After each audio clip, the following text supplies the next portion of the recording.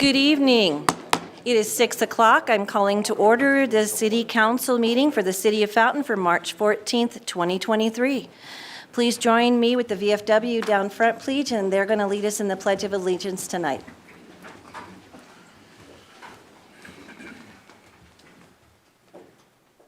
Present arms. Please follow us in the Pledge of Allegiance. I pledge allegiance to the flag of the United States of America and to the republic for which it stands, one nation, under God, indivisible, with liberty and justice for all. Order. Arms. Thank you, VFW 6461, our local VFW, and if you're not a member and you qualify, there's the guy you go see. All right, little commercial there for you. All right, roll call, Madam Clerk. Mayor Thompson. Here. Mayor Pro Tem Estes. Here.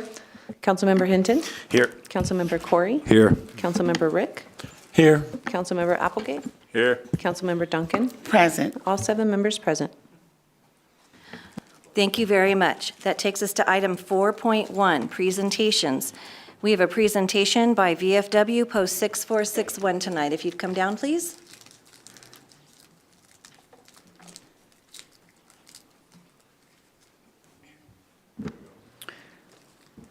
On behalf of VFW Post 6461, the state of Colorado, the city of Fountain, and our national VFW, we have brought with us tonight a check to present to the police chief for the family, Officer Becerra's family, in the amount of $5,520. So we would like to present this check to be given to the family to help them with anything that they need. We put together a steak dinner that a lot of council members came to and a lot of our community came to, and we've received checks from all across our nation, all across our state, to help with this because, you know, we all know he was a veteran as well, served in Afghanistan.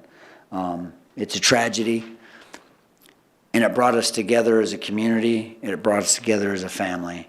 And that's what we want to do at VFW Post 6461 6461 is to completely bring us together as often as we can, because if it wasn't for the community, we wouldn't be here, and if it wasn't for us, the community could potentially not be here. I mean, it's kind of, I don't know, kind of surreal. So I'd like to present this. Absolutely, sir. On behalf of the chief, I say thank you. God bless you. And we truly appreciate your support. And I will make sure that the family gets this. Thank you so much, Travis. I truly appreciate it.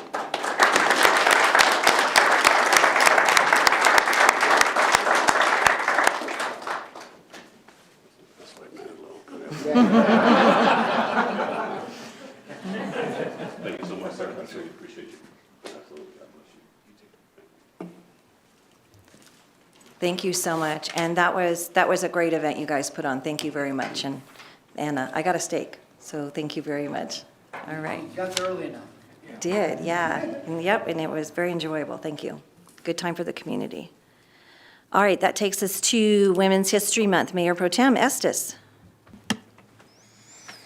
March is our National Women's History Month, and we already read our proclamation into perpetuity when we read it. Instead of just reading those words again to me, which sometimes are kind of hollow, I want to talk to us about what Women's History Month is and about some notable women in the history of Fountain. The first International Women's Day was held in 1911. It got mostly forgotten along the way, and then in the 1960s, people started recognizing, hey, we need a Women's History Month. And then Congress declared Women's History Month in 1978. International Women's Day is still celebrated every March 8th. Some interesting facts about Women's History Month. First Women's Rights Convention was held in Seneca Falls, New York in 1848.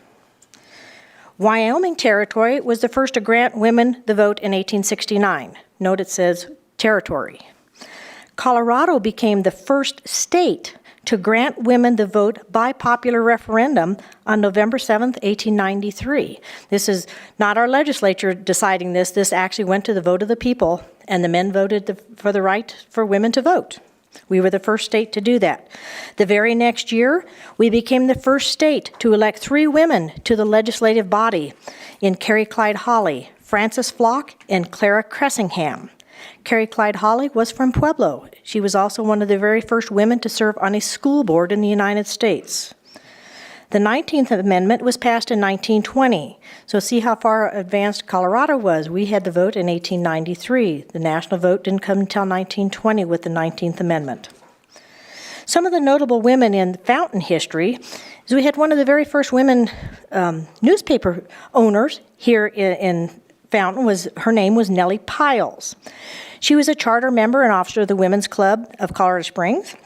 Among many other clubs, she was the president of the Fountain Fortnightly Club. She was the owner and editor of the Fountain Democrat newspaper with her husband.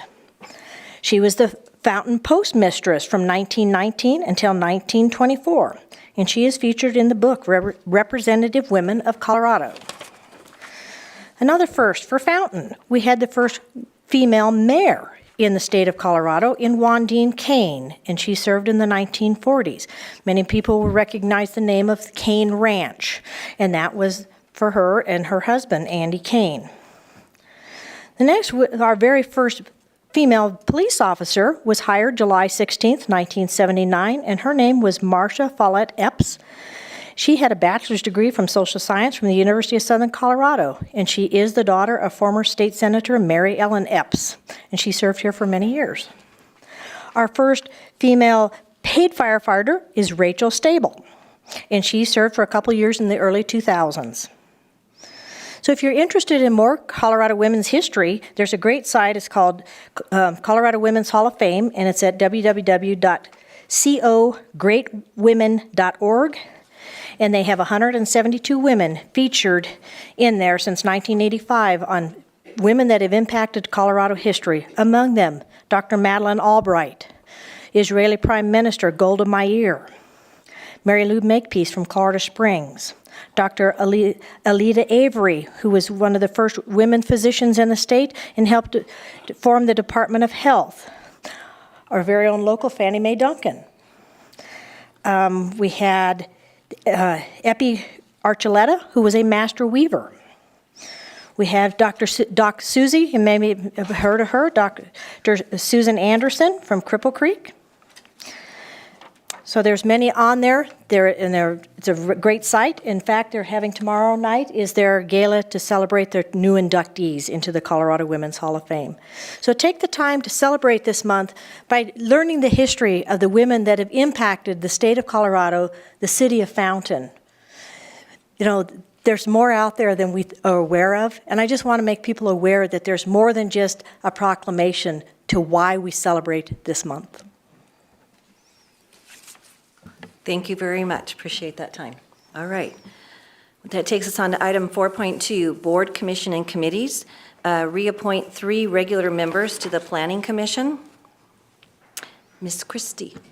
Good evening, Christy Martinez with the City of Fountain Planning Department. There are 3 members that are seeking reappointment to the Planning Commission. The first one is member Christopher Curl, second one is Robert Carlin, and the third one is Eris Anderson. They are all seeking their second term.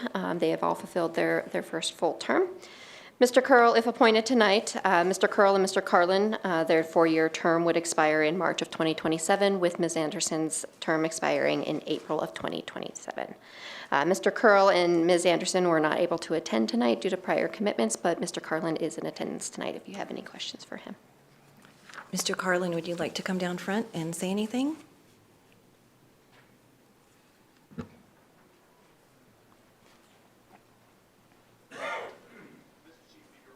Welcome tonight.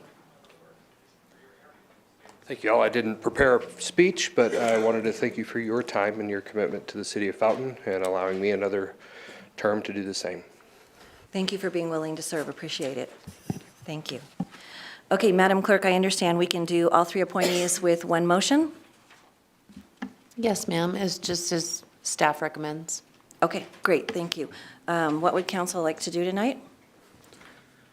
Councilmember Corey. Motion to approve the 3 members to another 4 years on the Planning Commission. Okay, Councilmember Hinton. I second that motion. Okay, we have a motion and a second. Any discussion? Seeing none, please vote. 7 yes, motion carried.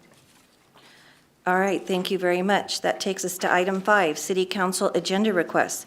City Council shall use this time to request any item for future consideration. I'm going to start on my left tonight.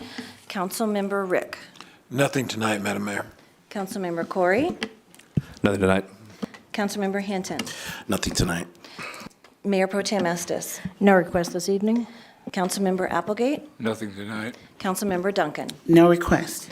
All right, thank you very much. That takes them on to item 6, public to be heard. Citizens may address the council on items that are not on the agenda.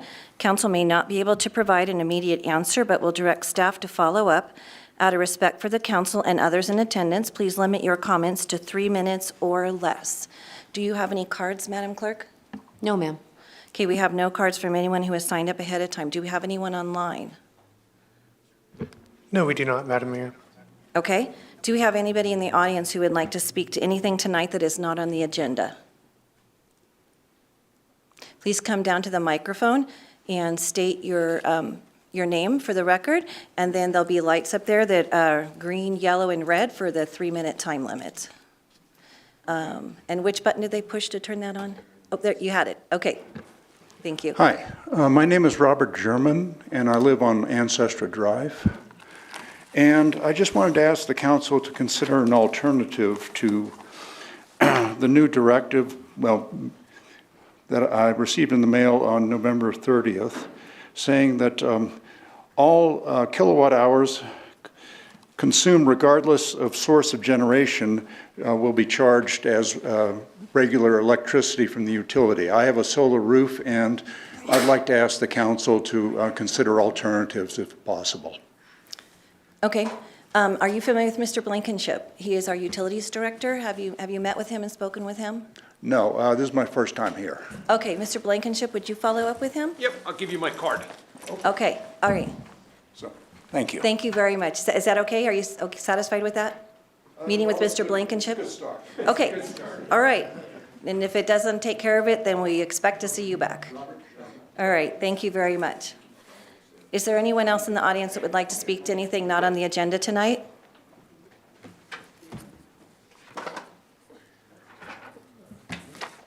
Okay, I'm going to close the public to be heard and move on to item 7, consent agenda.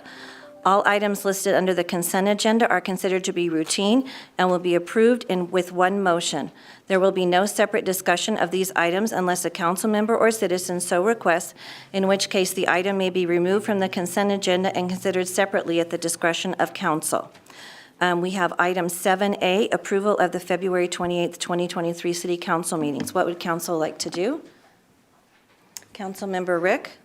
Move to approve the consent agenda as written. Councilmember Applegate? Second. We have a motion and a second to approve the consent agenda. Is there any further discussion? Seeing none, please vote. 7 yes, motion carried. Thank you. Okay, the next item on the agenda is old business, item 8A, update on expenditure uses of the ARPA funds and remaining funds available to the city. Mr. Lewis.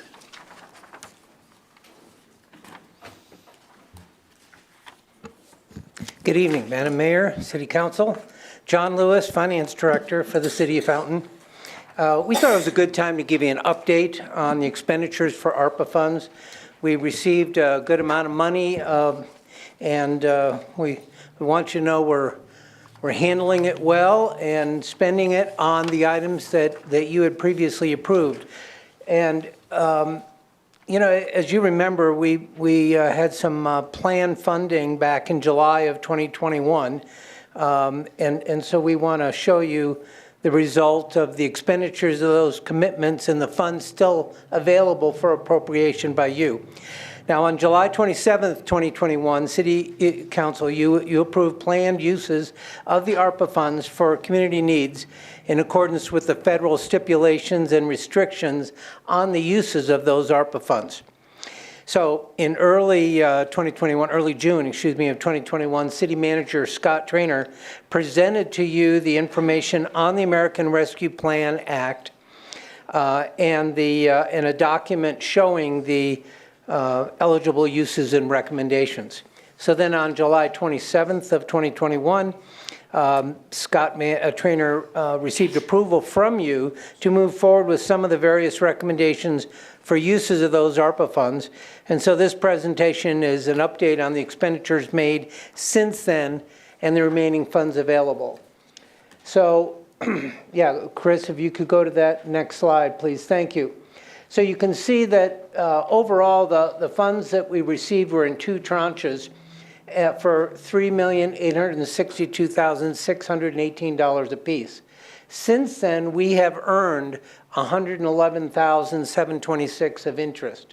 So the total ARPA funds available, $7,836,962. So from that, we have spent $943,891. And so the balance should be $6,893,000, but in fact, we still have in our C-Safe account where we park those dollars, $7,345,075. So that means that we spent over $400,000 out of operating funds. We will transfer those operating fund, the ARPA dollars, over to the general fund where those monies were spent, so that we have a remaining amount from the initial approval of $6,977,109. So if we could go to the next slide, please. So you can see that we had improvements to meeting spaces. We spent $111,000. I believe that's done now. Lexipol for fire policies, we spent a little bit less than what was budgeted. We spent the exact amount on the life pack for the ambulance and a little bit more on additional life packs and gurneys. We also had some ADA improvements and prepping the building over at Health South, and we spent a little bit less but more down there on item number 8, ADA improvements for 101 North Main. We also had business impact assistance program. You had gone ahead and approved $250,000. The amount of businesses that qualified and requested money was $169,997. The light and the load funds that were approved have not yet been approved. You will see those in the next supplemental and some of these other items in that first carry forward budget supplemental that we have that'll be in the next few weeks. We still haven't gotten the final amount, I think, on the Firehouse number 3 dorm space and on the Parks building, so that's yet to come. We also have the rec space moved to Metcalf. Probably need to sit down with Gordy and talk about that, because if that's been done, we can move those monies. Premium hazard pay for those public servants that were out there during COVID, that has been made at $111,000, which was approved. And we have done some of the engineering on the water infrastructure of the $5 million that had been approved. Nothing has been spent yet on the Darnielle stormwater issue or other stormwater issues, and we also haven't spent the $1 million that was initially approved for the Southmore watershed grant match. So in total, $943,893 has been spent. If we could go back to the previous slide, please, Chris. So you can see the $943 there spent to date, which gets us down to about $6,893,000, but the total amount that's been approved is $6,977,000. So that difference is approximately $84,000. Because we have invested it with a public trust fund that has been approved by the state, that being C-Safe, we get a pretty good interest rate. In fact, it changes daily, but for the past month, it's always been north of 4.8%. So we have already earned another $56,000 as of February 28th. By the end of this month, it'll be another $26,000, so that gives us the $84,000 difference. And I'm sure that as the money continues to earn interest, and we don't spend it as, all at once, we will have more than the $6.9 million to spend. So overall, there's still quite a bit to spend. The ones that you have approved, and we've spent them accordingly. And with that, I will open it up to any questions about the ARPA funds to date. And just as a comment, because I know we have a lot of people in the audience, these are really specified funds that can only be spent for certain things. We That's just correct. can't open up a wish list and. That's correct. And what are some, just remind everybody, what are some of those things? Well, anything to do with public safety, and a big focus has been on water and sewer infrastructure. So those were some of the big items. They also allowed us to spend it on premium hazard pay for first responders and people that still had to work, such as bus drivers, during the COVID outbreak. So, and anything to do with improvements on meeting space for safety in case of another outbreak. And of course, things for ambulance and the first responders at the fire department. Okay. And the special program, the Business Impact Assistance Program, was allowed, as well as money to, let me see, how should I say this? A certain amount of, a percentage of the late fees on the utility bills goes to Lighten the Load. And Lighten the Load is the program where we help those who cannot pay their energy bills. And that money then is given to the Salvation Army, and the Salvation Army helps individuals and people apply to the Salvation Army for that utility help. And so the Lighten the Load goes to them to help Fountain residents that are hurting. And so during the COVID response time, we were not allowed to charge late fees. That was a regulation that came through. So this $54,000 is to supplement the Lighten the Load for the lack of revenue that it received during COVID. Thank you. Councilmember Rick? 3 questions. When do we have to have this money spent by? We have to have it all set to be, named to be spent. Allocated, yes, thank you. By the end of 2024 and spent by December 31st, 2026. Okay, and then if we don't meet those dates, do we lose the money? Well, if we don't, yes, then we would have to refund the money, but we will meet those dates. Okay. And then finally, Dan, water infrastructure, help refresh me on what we're, there's 5 million of this 9, essentially, that's for water infrastructure. Help refresh my memory on that, please. Yes, sir. 36-inch pipeline from our southwest 3 million gallon treated water tank connection into the 36-inch that is existing on the east side of I-25 and the railroad tracks. So that'll enable us to bring a significant amount more water into the main part of our service area. We have been working on the design, easement acquisition, and permits. We have to get permits from the railroad. We've obtained a permit from the railroad, and we're working on finalizing the CDOT permit. And we anticipate going to bid sometime this year and initiating construction this year. Thank you, sir. You're Thank welcome. You. That's all I have, Madam Mayor. Thank you. Councilmember Hinton? Yes, yes. Could you I know you're saying the acronym, I know it's up there, but can you just explain to the members that are here or in the audience and those that may be listening, just kind of what that is and how we came to be to get those funds? Just a little bit back history. Well, the American Rescue Plan Act was part of the money that the federal government spread out to all states and cities, and it actually came to the state, and then the state apportioned it to all the counties and cities. So it came as a bit of a response to the COVID outbreak, And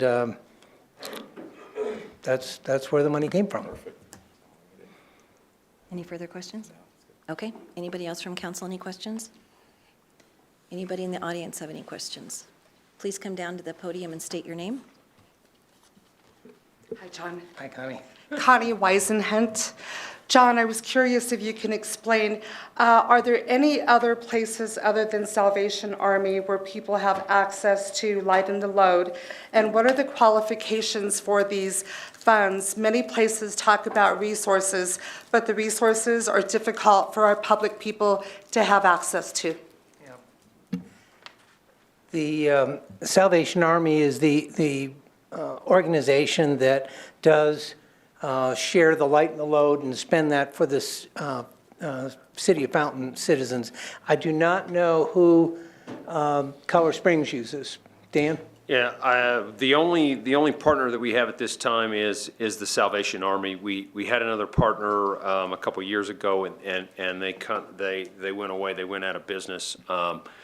So currently, we only have the Salvation Army. They have multiple programs. They also have Energy Outreach Colorado, which is state-funded money. And then we recently applied so that we can participate in a third program. So the Salvation Army actually has 3 of those programs. I cannot tell you off the top of my head exactly what those like income guidelines are.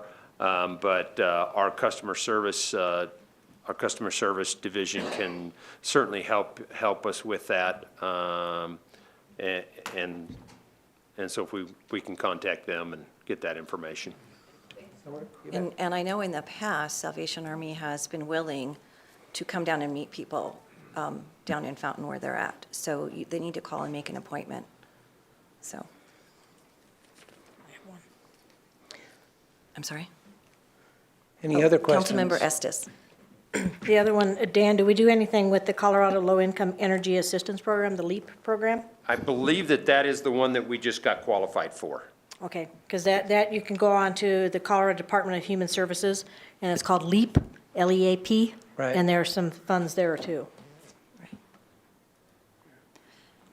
Yes, ma'am. I believe. Wait, please come to the microphone. LEAP is a separate program compared Yes. to what we're talking about.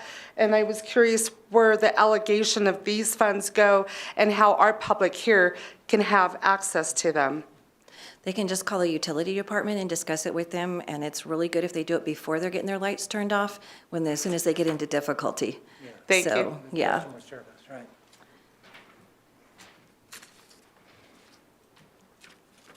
Okay, any Okay, is other there any further questions? questions from anyone? All right, Okay. Mr. Rick, you had asked to bring this forward. Does this answer all your questions? Yes. Okay, great, thank you. All right, thank you for the Okay, interesting thank you. summary. Thank you. Madam Mayor, we I have heard a a voice question from from somewhere. Teams. I don't know. Thank you. Thank you, IT, okay. Yes. Okay, yes, we have a question from Teams. An You have a question individual- from someone online? Yes. Okay, great. I'm going to go ahead and patch them through. Yes, please.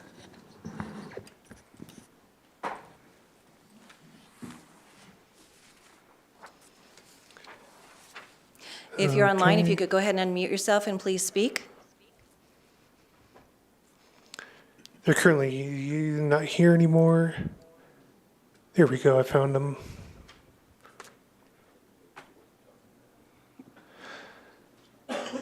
Hello, Paul, you should have the ability to enable your microphone now.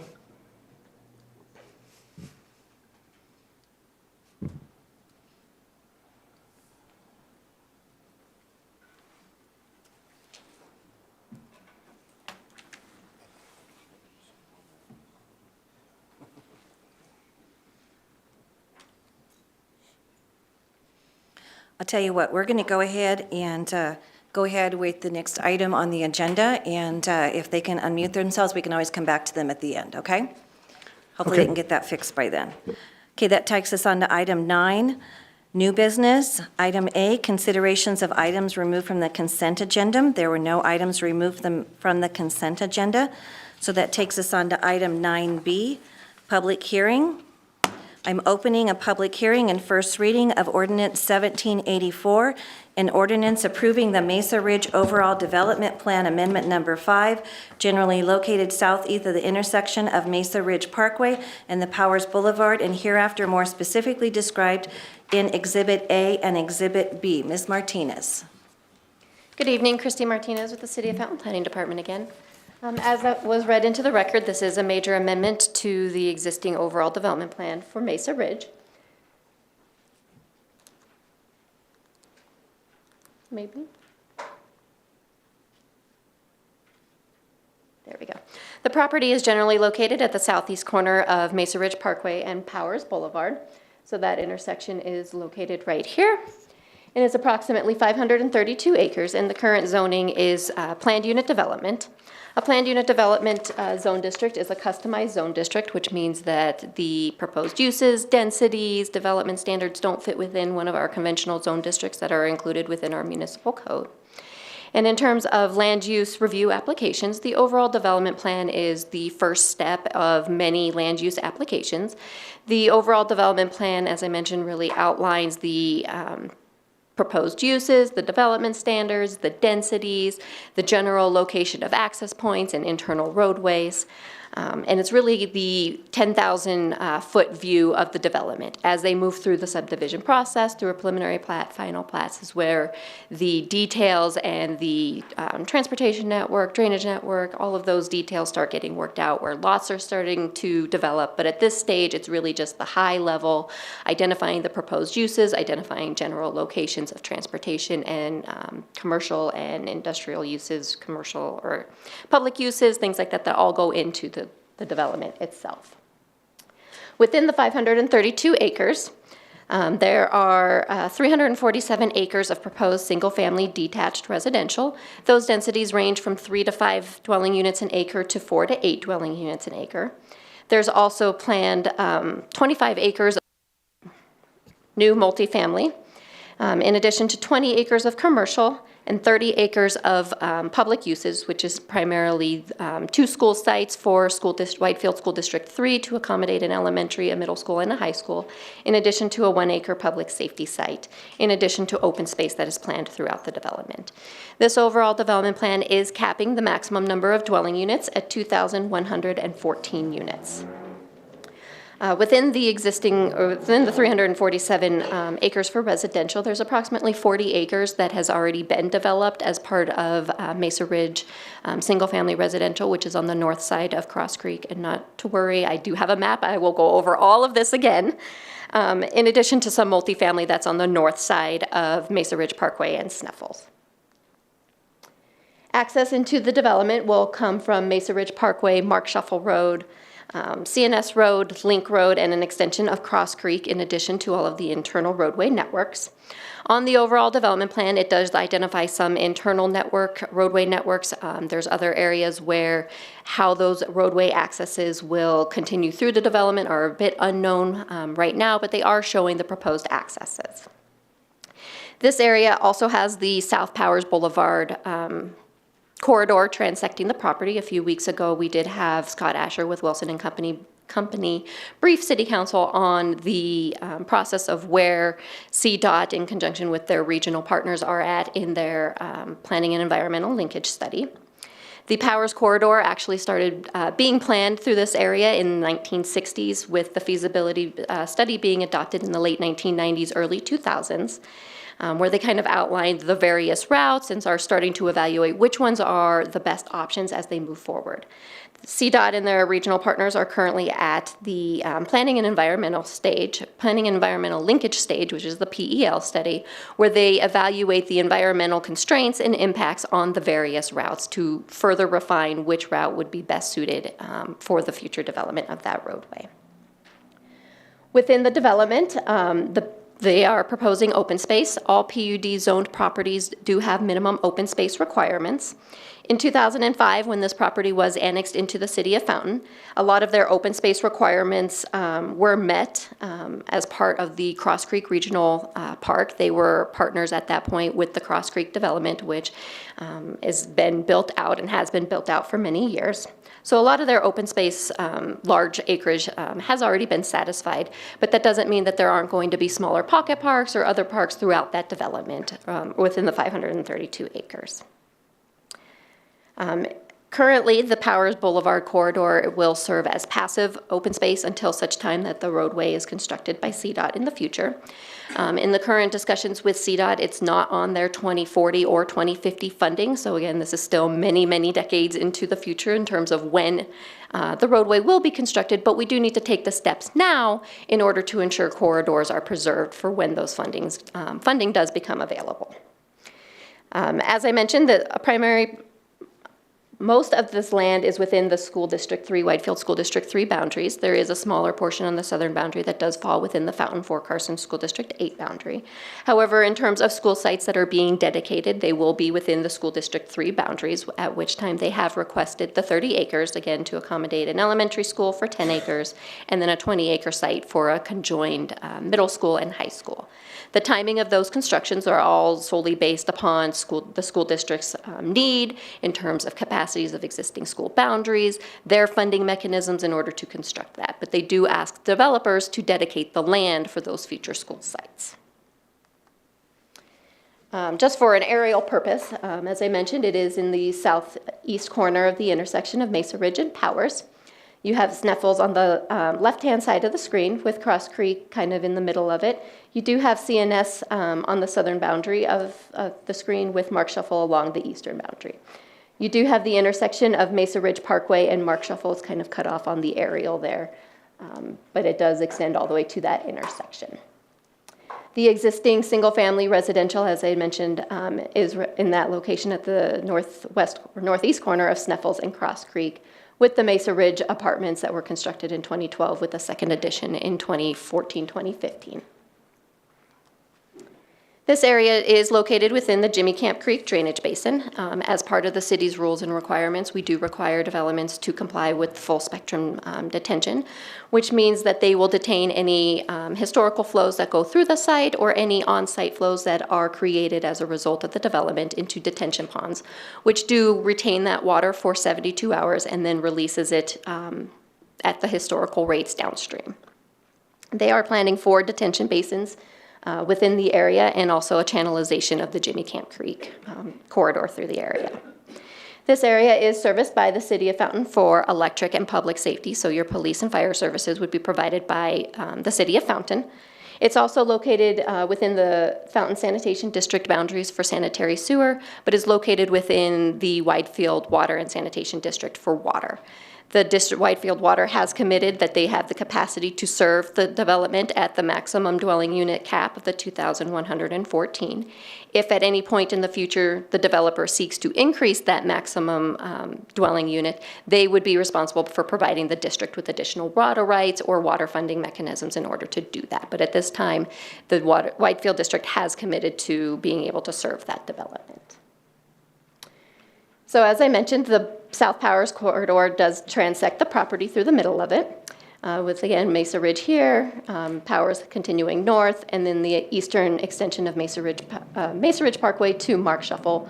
Currently, El Paso County is working on the installation and design of a traffic signal at that intersection. You do have Link down here that does have the signalized intersection, which does plan for future connectivity up through the development, but that is one of those unknown areas of where that roadway will continue internal and connect to that internal network. The 2 school sites are located along their eastern boundary, so their middle school and high school on the southern side with the elementary school closer to the north, to Mesa Ridge. And then the proposed public safety site is a 1-acre site along CNS Road on the southern boundary. So again, just for reference, the area O at the north top of the screen on the left-hand side is the Mesa Ridge apartments that have already been constructed. Residential area A along the left side of the screen is the existing residential. The Fountain Comprehensive Development Plan from 2005 does plan for single-family residential, regional, commercial, public, and multifamily within the 532 acres. I tried to outline at least the boundary of the development in blue.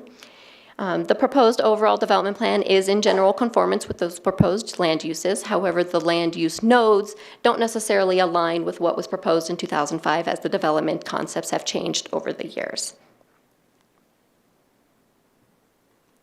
Staff finds that the overall development plan is consistent with the review criteria outlined within the municipal code. This overall development plan amendment was presented to the Planning Commission at their December 2022 meeting, at which time they did make a favorable recommendation by a vote of 5-0, with the condition that they address any outstanding staff and agency comments. The applicant has satisfied that condition, and therefore the item is being presented before you tonight. Staff does not oppose the approval of Ordinance 1784 tonight on first reading, which would be approving the Mesa Ridge Overall Development Plan Major Amendment Number 5, subject to the condition that the applicant, developer, or property owner are required to participate in their fair and equitable share of the intersection improvements along Mesa Ridge. That's along Autumn Glen, Wayfair, Powers, and Spring Glen, in addition to Mark Shuffle. That condition, so these are the intersections along Mesa Ridge Parkway that El Paso County had requested, as they are currently working on making significant improvements to that stretch of Mesa Ridge Parkway. Are there any questions for staff at this time? Those will be full signalized intersections eventually? I'm not sure if all of them are full signalized intersections. The one at Mesa Ridge and Mark Shuffle is a signalized intersection. I do believe the one at Autumn Glen is a signalized intersection, and I'm not sure about Wayfair. Okay, thank you. Are there any questions from council on what Christy presented so far? I have one. Councilmember Estes. I want to make sure that I heard this correctly. You said that if the developer requests, in the future comes back and requests to put more housing in there, that they're responsible for bringing the water. Correct. That was something different, and I want to make sure I heard that correctly. Correct. Whitefield Water has committed to being able to serve the development at the maximum dwelling units that's proposed, the 2,114. Anything above and beyond that, it would be the developer's responsibility to provide those water rights to the district.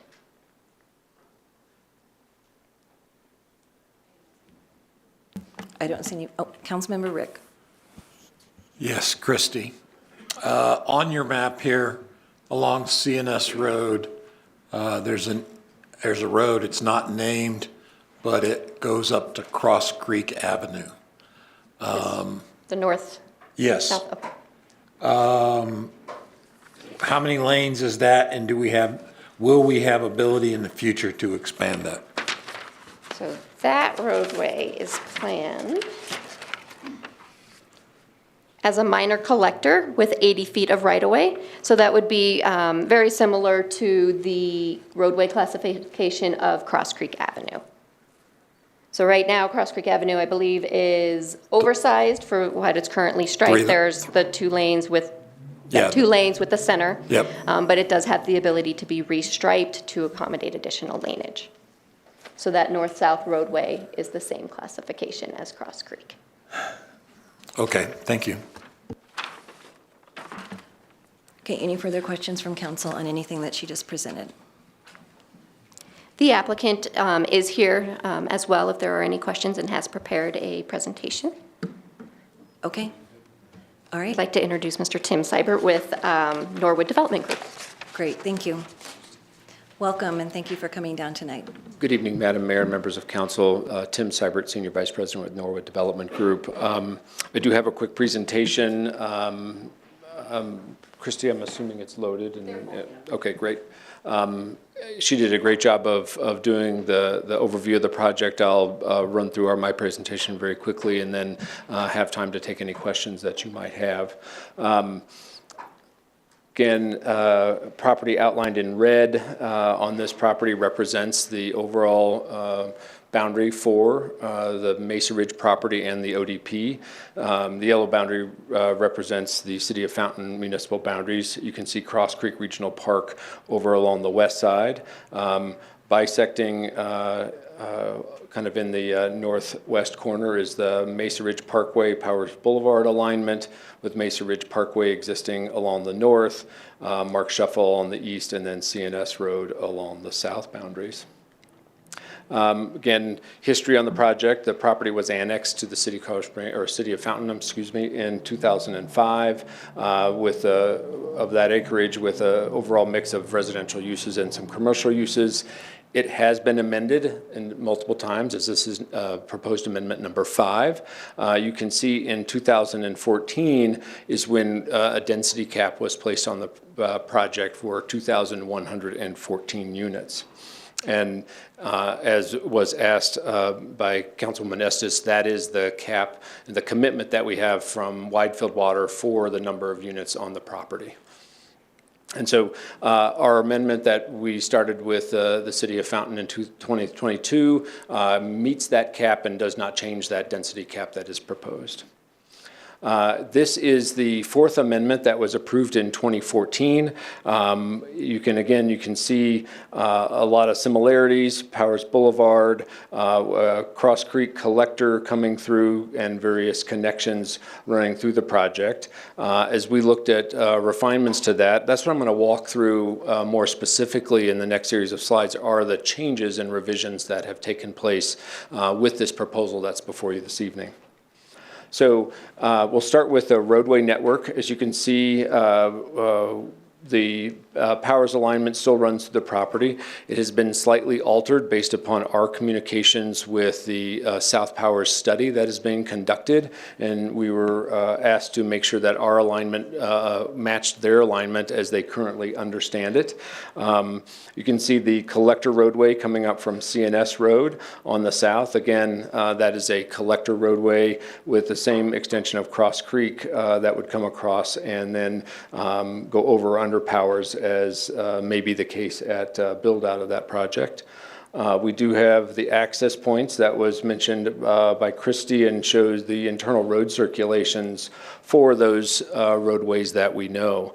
One specific request that we had when we met with the school district was to bisect their elementary and middle high school site with a roadway so that they could manage traffic and flow of students between those properties. Before, on the original ODP, it was 130-acre conglomeration of land, and they asked for those to be separated, and so that was one of the accommodations that we made on this plan. You can see other access arrows. Again, here's Link Road coming up off of CNS. That alignment actually is on a section line, which we own half of that property, and then Ms. Watts owns the property to the west of that. And so the full right-of-way for that, we obviously have an obligation to dedicate our share. As we look at that, and that if that roadway wants to come off the section line or do other alignments, we are willing and would be interested in understanding that as we start to plan those areas in the southeast portion of the property. Our commercial site, originally our commercial site was located here.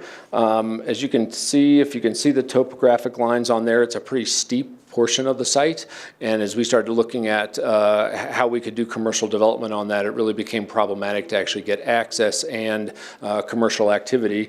And we through some of our contacts looked at where could higher and better commercial areas be looked at to service the community. And so we have a flatter area at what would be the southwest corner of Mark Shuffle and Mesa Ridge Parkway. And so that has now been identified as a 20-acre commercial site. Single-family development, both existing and proposed, is shown in yellow here. This is both the 4 to 8 dwelling unit per acre areas throughout the site. And then we have the 3 to 5 dwelling unit acre areas throughout the site shown in kind of that the brown color. You see the multifamily sites. Again, as discussed, Area O up here is already constructed, and then Area M is the proposed site adjacent to Cross Creek Park. There was in 2014 amendment, and then the 2022 amendment. You can see our land use ranges for all the areas, both showing the acreage, the unit range, and the estimated units within each of those land use areas.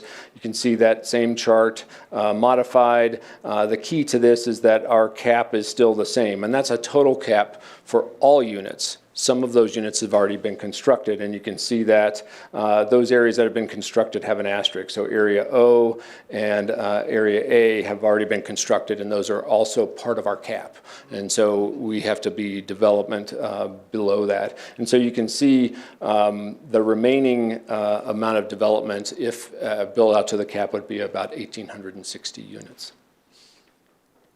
Again, open space and different school site and drainage tracks for the property. In this location, again, it was discussed that the Cross Creek Park, Regional Park immediately to the west was part of the development and was developed complementary as that was moving forward and was specifically discussed in the annexation of the property to the city of Fountain.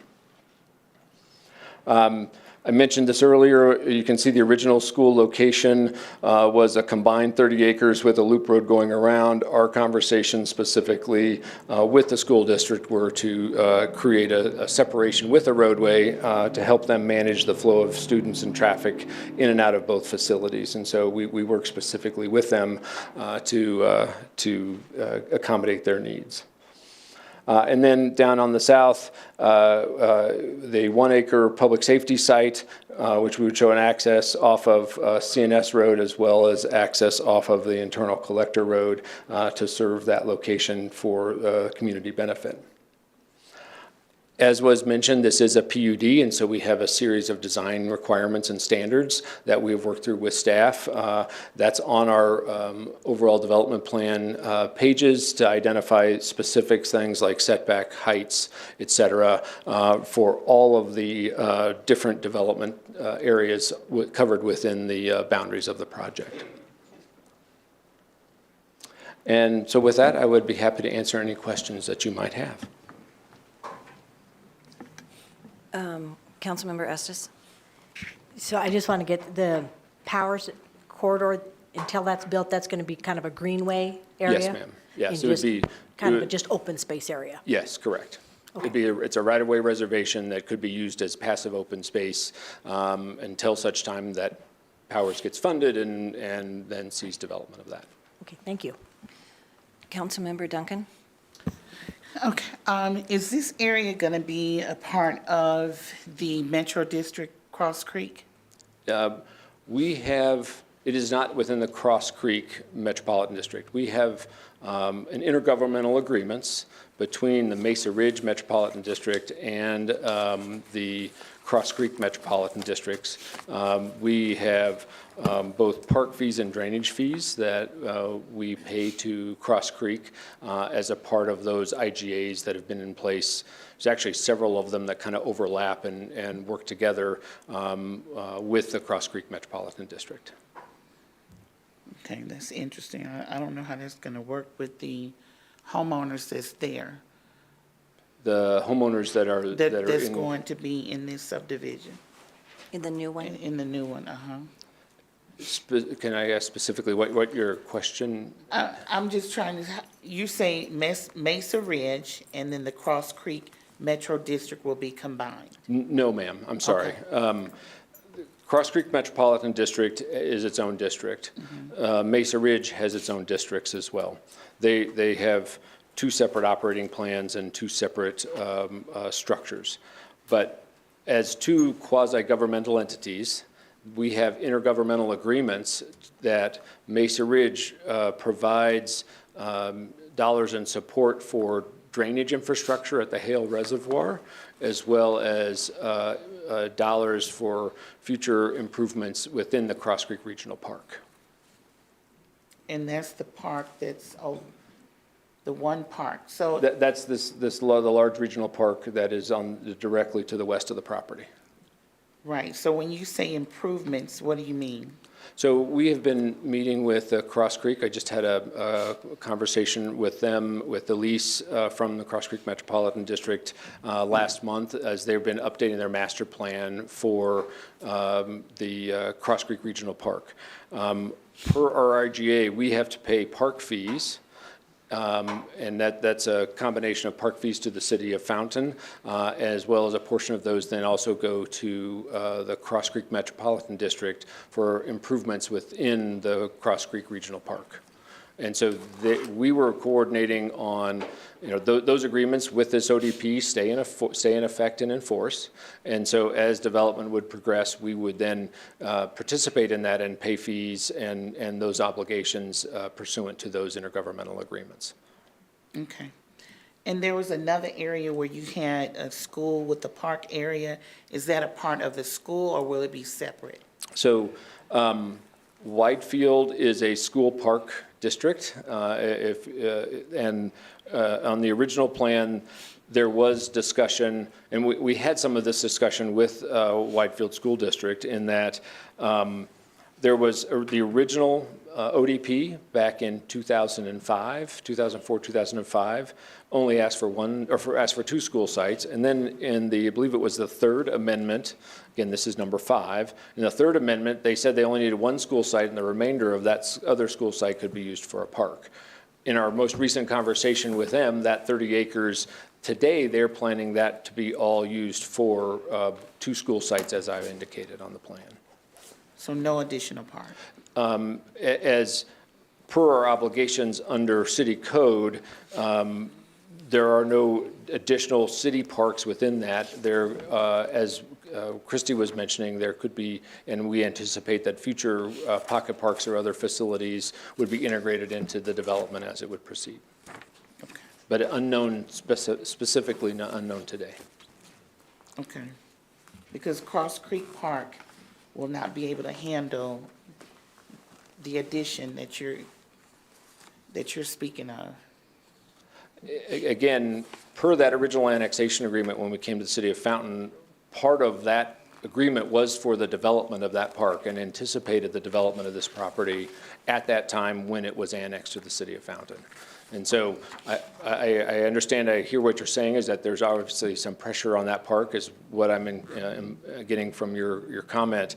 I do believe that there is opportunity as the development proceeds. This is that big overall vision at this point in time that there could be other open space park facilities that would be integrated into the project moving forward. Okay, I hope so. Thank you. Councilmember Hinton. Yeah, maybe my ears are playing trick on me, and I think Chrissy said, for the completion of this project is projected completion is 2050. Is that what she said? I don't believe that's what she said, and Okay. I'll tell you what I heard her say, Yes, and then we please. can ask her specifically. Yeah. I think what she was projecting was, or indicating was that per the planning environmental linkage study that is currently done by, is being done by Wilson and Company with all the regional partners in CDOT, indicated that they do not have funding in their, or planned funding for this project is not in any budget planned, including all the way up to 2050. So we don't have a phasing plan for this project. So I think her reference to 2050 was relative to could Powers be completed before 2050? And based upon CDOT and their budget, the answer is no. Yeah, I just want to make that clear that, this isn't happening tomorrow for people that are out there. This is happening anytime soon. So this is a long ways off. So I don't want residents to get, in a panic. This is a little bit way down the road for us. Yeah. Councilmember Rick. Yes, first off, thank you for putting the commercial zone in. We do appreciate the fact that you've put it all together to where we can bring both large and small businesses into one area. I do appreciate that. 2 issues that I see. You're telling me that Cross Creek has a maintenance district and Mesa Ridge is going to have a maintenance district. Is that correct? Metro. We have a metropolitan district over Mesa Ridge that it is used, there's 2 functions for it. primary function is to build public infrastructure, public roads, public utilities, public drainage. It does have, and there's a mill levies attached to the debt service for those improvements. And then there's a smaller portion of that mill levy, which is operations and maintenance, O&M, that then has a small budget for ongoing maintenance of the common areas, the detention facilities and things like that moving forward within the boundaries of this metropolitan district. Cross Creek is a zone district. Okay. And we have an IGA between our districts that talks about how, as development proceeds here, how we contribute funds to cover investments in the Cross Creek Regional Park, as well as to improvements to Hale Reservoir. And so we pay money at the time of platting, so that several stages down the road from where we are right now, we would pay fees, park fees and drainage fees, and portions of those would go to Cross Creek pursuant to those IGAs that are in place. So Mesa Ridge Metro District is going to be providing money to the Cross Creek Metro District for the park that's there to improve and expand it. Is that what I'm hearing? Yes, sir. Okay. All right. Can you go back to your road network slide, please? Yes. Okay. I understand your concept, but right now, the Cross Creek area is a mess from a road standpoint, okay? Link Road has people coming from Little Ranches, from Countryside, from Cumberland Green. Cane Ranch is being developed in Aspen Ranch. And because there is no linkage from Link Road to Cross Creek Road, everybody's weaving their way in through the Cross Creek side streets to get to Safeway and all of the businesses up on Mesa. And I am concerned that you're not expanding Link to get to Cross Creek early enough, and we're still gonna have that problem even if you put the little road in there. I'm concerned that's not gonna be adequate enough to get all those people, because and Christie, please correct me if I'm wrong, but all of those housing areas, we've got the potential of between 10 and 15,000 houses. But if you count the Cane Ranch expansion and all that, 10 to 15,000 houses, which is about 15 to 20,000 cars trying to get through that Cross Creek area without a clear, easily wide enough road to get through. Is there any way you can move that road over to make it so that Link comes up and connects to Cross Creek Avenue? So let me point out a couple things, and then we can maybe have a little conversation about opportunities for that. This property here is not in the city of Fountain and is not part of our ownership. It's the Ms. Watts owns that. And so this property line here splits the current Link Road right-of-way that's south in half. So we can dedicate half of that right-of-way if we were to continue that road straight up. But the other half would have to keep the road straight, would have to come from the property to the west of that alignment, which we don't control today. So that's the first piece. And you can see, if you look at the El Paso County assessors, there was right-of-way dedicated. We provided some right-of-way for that expansion at that intersection at the time those improvements were just made at that intersection to put in the signal and do the other improvements. Some of our first versions of this plan actually proposed Link Road to come up and make that connection, so that you could then have direct connection from Link as a major arterial connection for the southeast portion of the city of Fountain. However, when we met with CDOT and their alignment, they gave us one location to intersect. We don't get an interchange. We can only either go over and under Powers, which we don't know that answer to today, to get to this side of the property because of the bisection of the property by the Powers alignment. As you can imagine, if you were to get a second connection here, obviously there's an overpass or underpass or some connection. Another option that we believe can still work, but we don't have the specifics yet, would be to try and bring it in a more serpentine, almost frontage road condition adjacent to Powers on that south side to try and get the connection up to Cross Creek. And I wouldn't say that we've ruled that out. On our previous ODP, we just showed that arrow because we don't control this right-of-way 100%. We only own half of it. And this road connection, while it was a different configuration, was still showing that connection up to Cross Creek. And so I don't believe this plan in particular closes that opportunity. It's just that how all of the alignments work and what that ultimate configuration is, we don't have at this time, because we also don't know what the grading condition, how Powers, is it coming over Mark Shuffle, and what's that grade condition, what's that impact adjacent to that? We're unclear how all of that works today, but we think as that study in more detail were to come out, then I think those are those decisions that could truly allow that Link Road connection to come up and make that connection to Cross Creek Parkway. Yeah, the second option you described where it comes up and then does the serpentine connection, you know, from my standpoint, that's what would be preferred, because that Cross Creek is already a 3-lane with the potential to be expanded to 4. And if we can make that connection, especially if it can make it wide enough, it will not only help us from a traffic standpoint from individual cars, but will also give us connectivity from large traffic.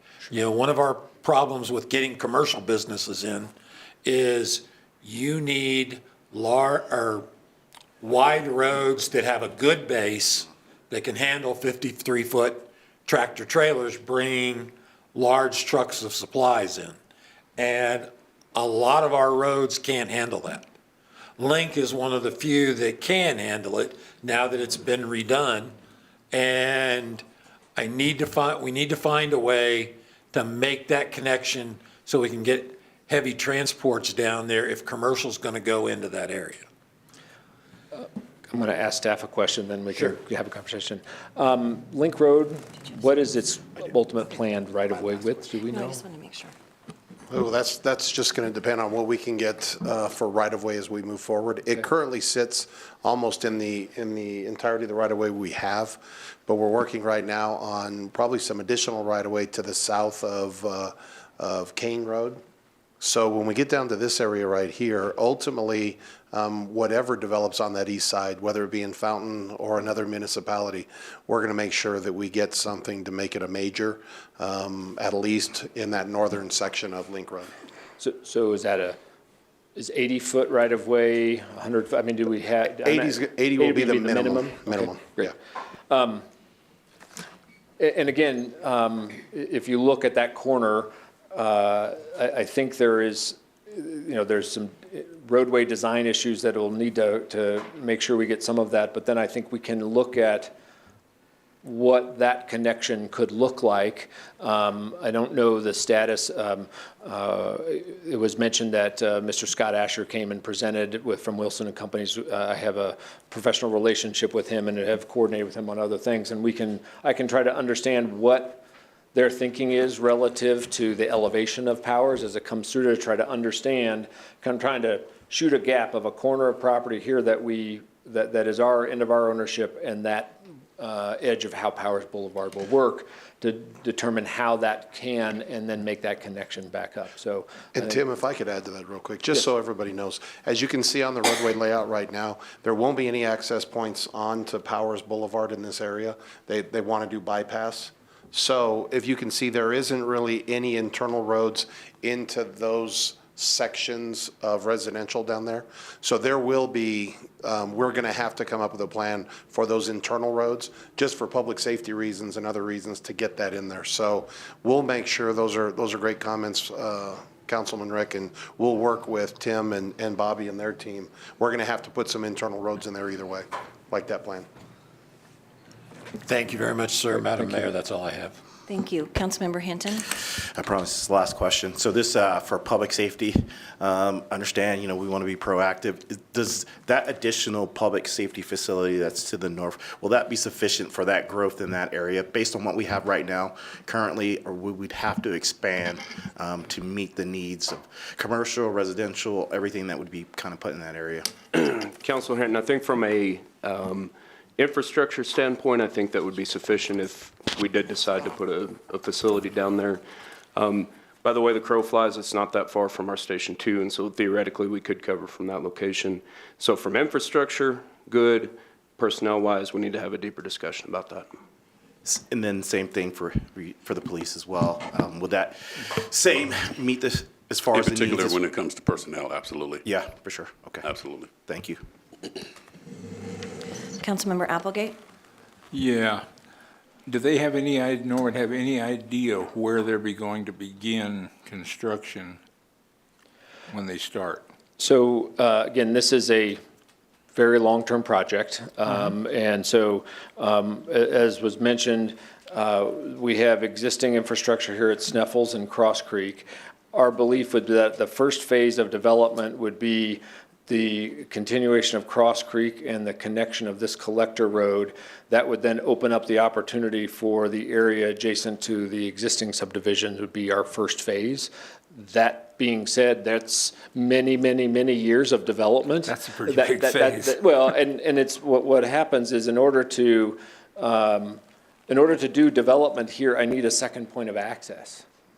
And so I almost have to come from CNS Road to get to Sneffels to have 2 points of access to service anything on either side of that roadway. And so that's the general location. I don't have any specific plans that we're working on at this point in time, but that would be where our infrastructure is, both for water and sewer, as well as drainage infrastructure, and so as well as the roadway infrastructure that I just mentioned. So that would be our target area.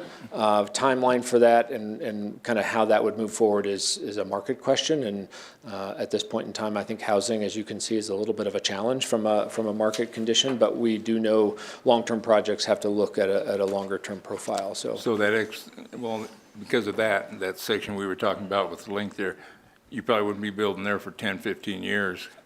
I mean, at this point in time, that's probably a fair, that's probably at the earliest would be a fair statement on when that would happen. It's kind of a moot point at this month. And no one's telling what'll happen to that private land by then, so. Absolutely. I mean, that could also change the profile of all that as well. Yeah, if they build out, they dedicate, so. Right. Okay. Okay, I don't have any more lights on, so I think that makes it my turn. I've been sitting up here a while, not in this seat necessarily, another seat.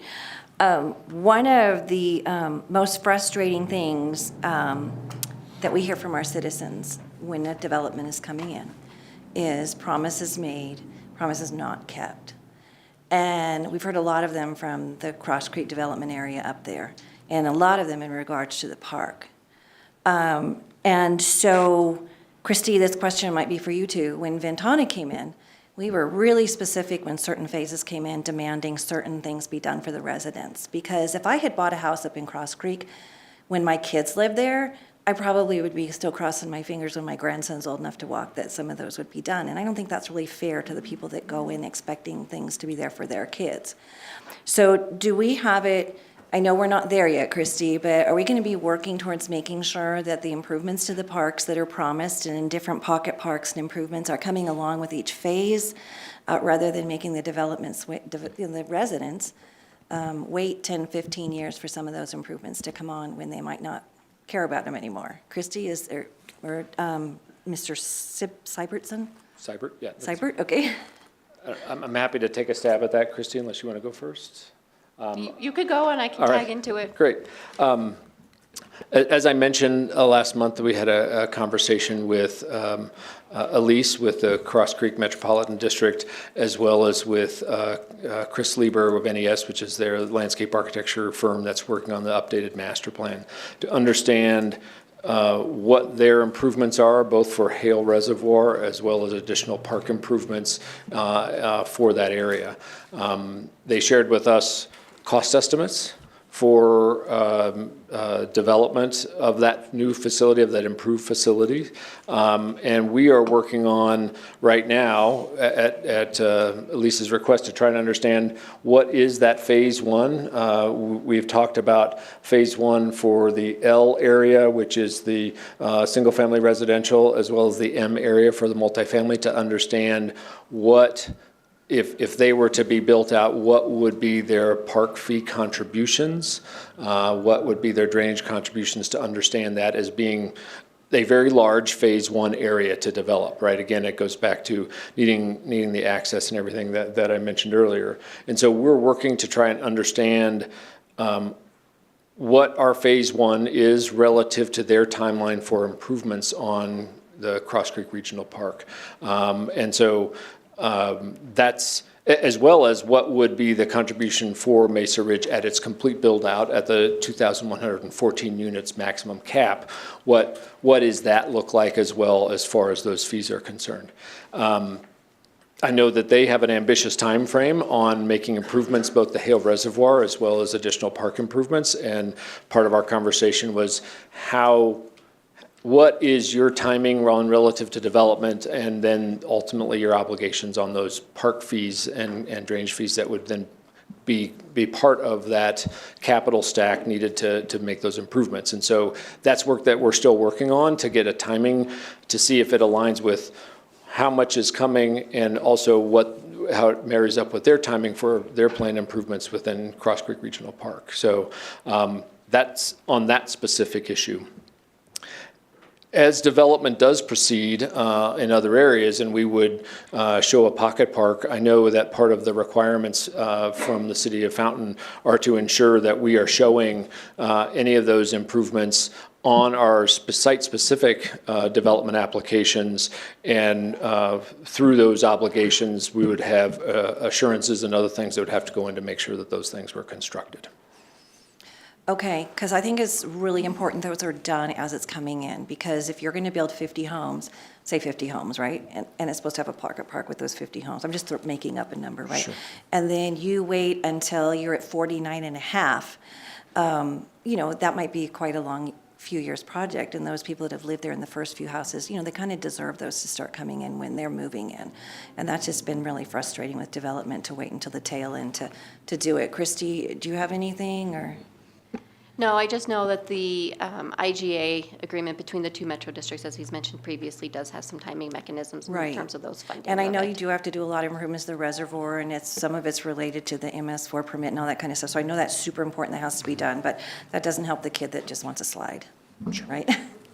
So anyways, does help on a rainy day though, right? Okay, on the Powers strip there, and we obviously know that's not on the 2045, 2050 plan. That's something I work with monthly on PPACG. Who is going to maintain ownership of that strip and land and be responsible for mowing it, potentially spraying for mosquitoes if that's not, and with ownership, who's responsible for anything that happens on there? Because that would make a great strip for motorcyclists, and I just really would like to see that not happen. I guess our intent would be until development actually got to those areas and that dedication would be made, it would be our responsibility as the private property owner to maintain that. And we do maintain our fencing to make sure that we try to do the best we can to keep trespassing off the property. And so as development, right now it's on our master plan, our ODP, to reserve that as right-of-way. If and when development gets to those areas and that property would need to get dedicated, we'd have to, at that point in time, we'd have to understand who would take responsibility for that in the long term. Right, I get that. I just know we're going to get the calls when the weeds are 5 feet tall. Sure. And you're not going to, I want people to be able to enjoy their backyards, because that 5 feet weeds, the mosquitoes love to live in there. So I would like to make sure, Christy, that that's really spelled out in anything that we're doing. And And then, okay. And I appreciate the commercial, but when I look at the commercial from the original ODP and even number 4 to now number 5, I'm going to be honest, I'm really disappointed in that it was almost 36 acres and now we're down to 20. And I understand it's, restricted, but I really am disappointed that it's gone down that much because, commercial is where we as a city depend on getting some of those sales tax dollars from to keep the improvements on the roads and things going in the area. So if that commercial shrinks down any smaller, Christy, you're waving your hand.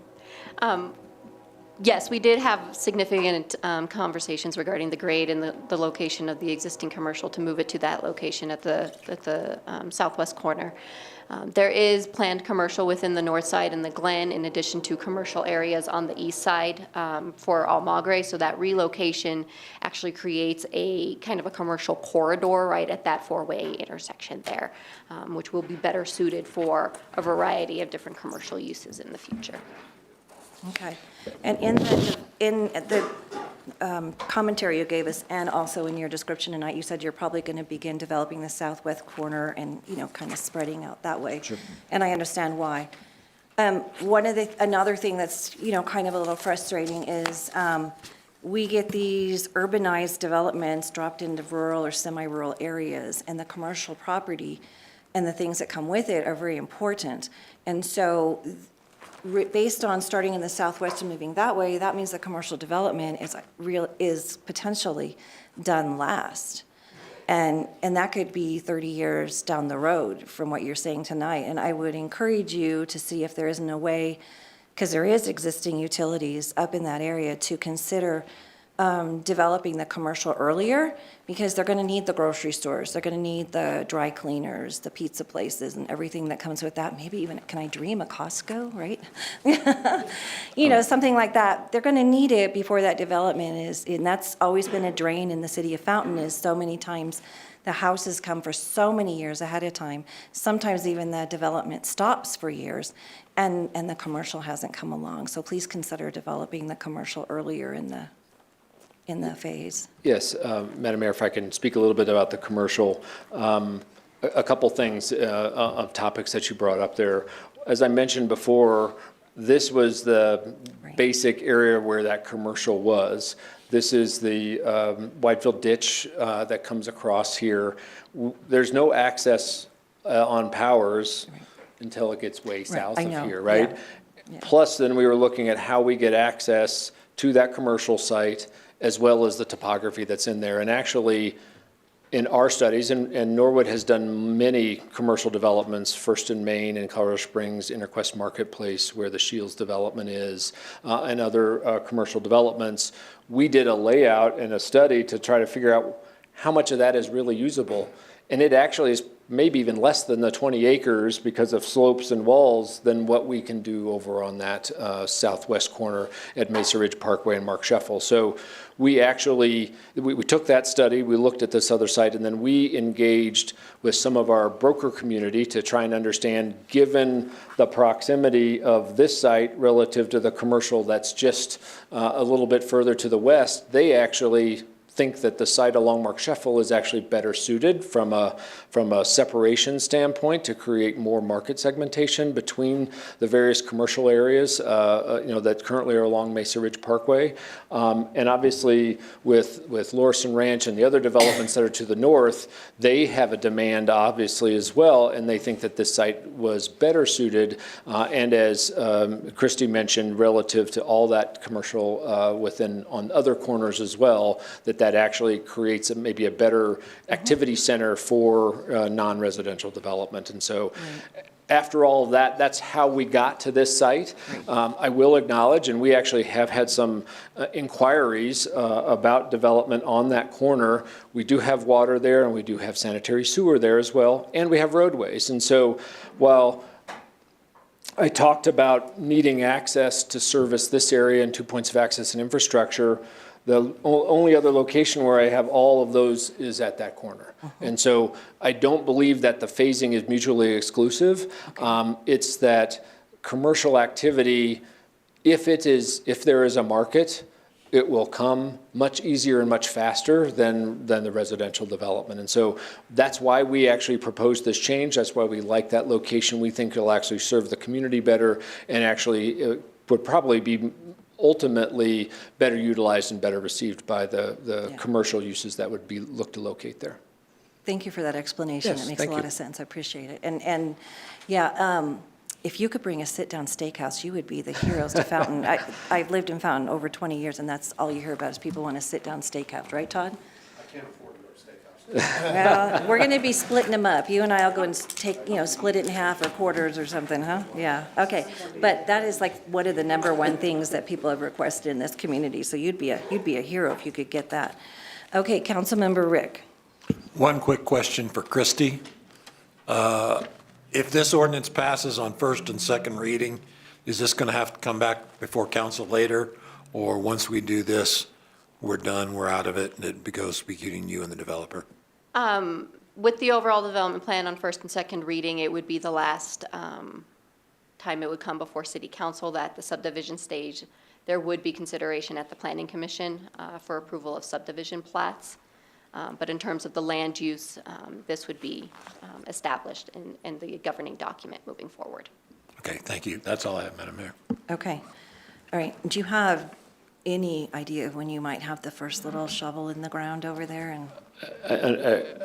We are evaluating our market right now to try and to figure that out. But I think there is some interest in knowing how long it takes to construct infrastructure, how long it takes to build a house. I mean, if we were to start from the raw ground on any of these areas today, I mean, it would be 18 months at the earliest before we'd probably really have a house there that someone could live in. I mean, that'd be very optimistic and fast. So again, I think there's still a lot of planning that needs to be done to move those things forward. But I would hope that there would be some applications and activity in the next 12 to 18 months, and then going through the whole approval process with City Public Works and planning would then get us some shovels in the ground, hopefully in the next 24 months or so, as we understand what the market is interested in from both the housing and potentially commercial development in that one corner as well. Thank you. I just want to explain the reason that there aren't any accesses onto Powers is we're truly trying to do this time, make Powers an expressway, the way it ultimately should have been done originally, rather than going back and spending multi-millions of dollars building overpasses and underpasses like it's being done up north, trying to truly make it an expressway with limited access this time. So that does make it more difficult because I can see your original development was based off the old concept of having access. So makes, sense. Okay, this is a public hearing. I think we have a few members here from the public tonight. Thank you so much, and that was a lot of good questions from everybody. So this is a public hearing. If anybody would like to say something about this tonight, we ask you to step up to the microphone. We will have the buzzer going. Yeah, we'll buzz you, huh? All righty, in the red, yellow, and green, yellow, and red, just like a stop sign. And we do ask you keep your comments to 3 minutes. And we do ask you, if you have a second comment, to please wait until everybody comes through, has their first chance. And if you just totally agree with everybody else, you can just say, I agree with them, but you can get your name on the record for it. So first person, come on down, state your name for the record, please.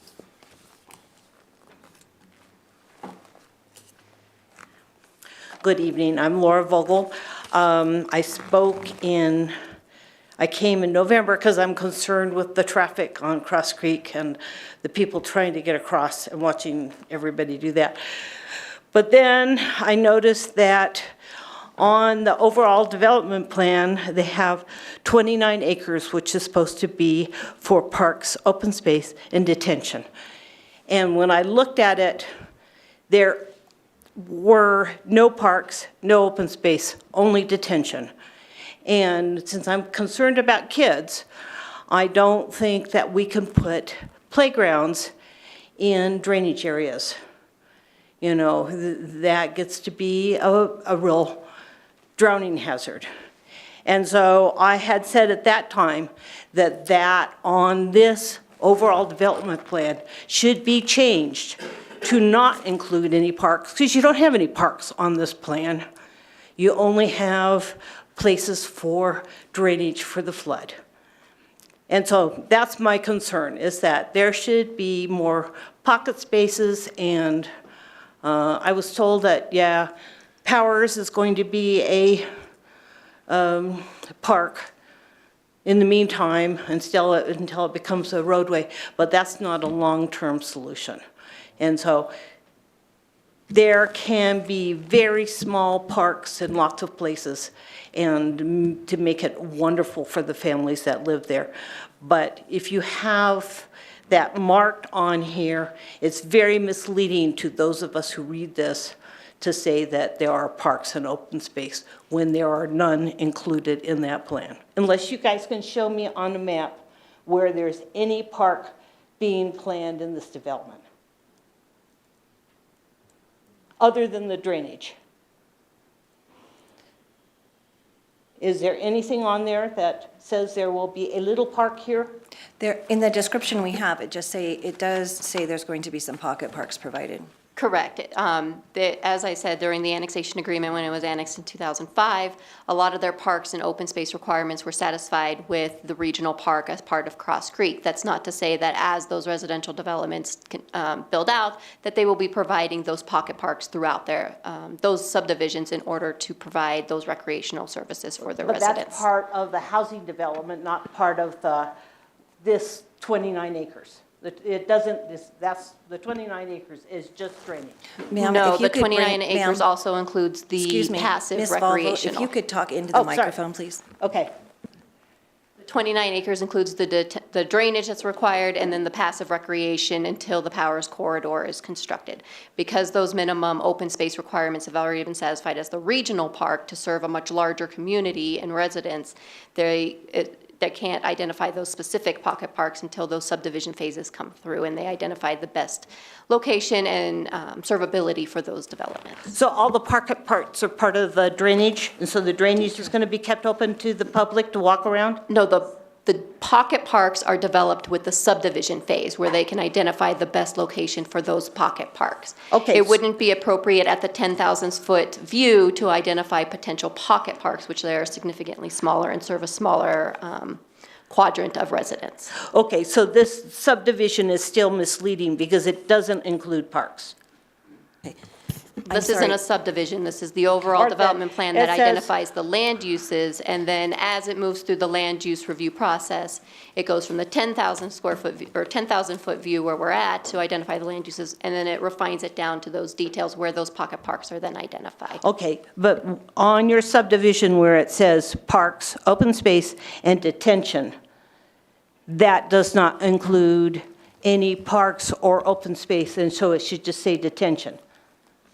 That's not Christy, correct. would you be no. willing to potentially call, can we get Ms. Volvo's phone number? And maybe you Absolutely. guys can Yep. discuss this a little bit further. I cannot see, just for IT and Sylvia, I can't see the buttons. I don't know when the red is blinking. I can see them, and they're not on. Okay, they don't seem to be on. Can we have somebody push on in the cords or something and see if they're?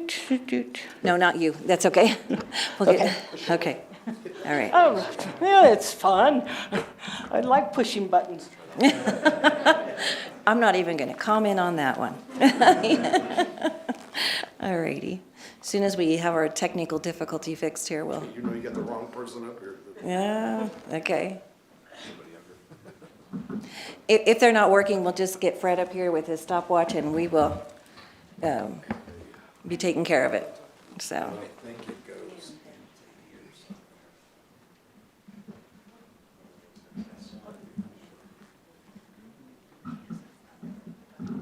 No clue.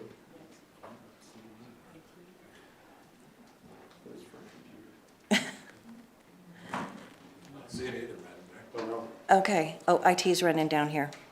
Okay, while they're doing that, we'll go ahead and keep moving forward, and Fred, if you can just time for right now.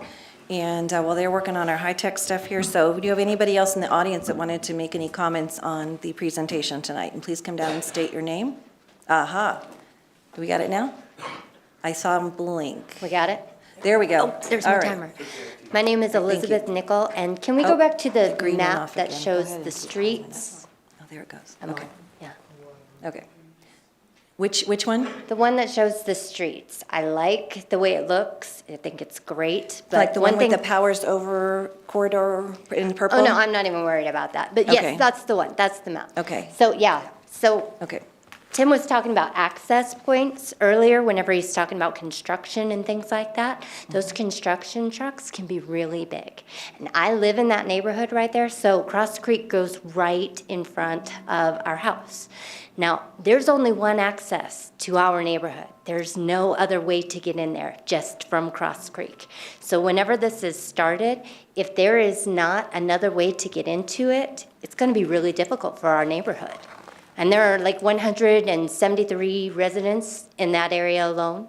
So to have everybody trying to get through there whenever all these construction trucks are coming through, it's going to be kind of unnerving. So if they could consider going ahead and adding that little L right there first, so there are more access points, and potentially having another access to our neighborhood from that little L right there, that would be ideal. So Tim, if you can like put that in your notes, that'd be great. I Thank didn't you. catch your name. Elizabeth Nickel. Thank you, Elizabeth. Okay. All right, thank you very much. Anyone else in the audience wishes to address anything from the presentation tonight?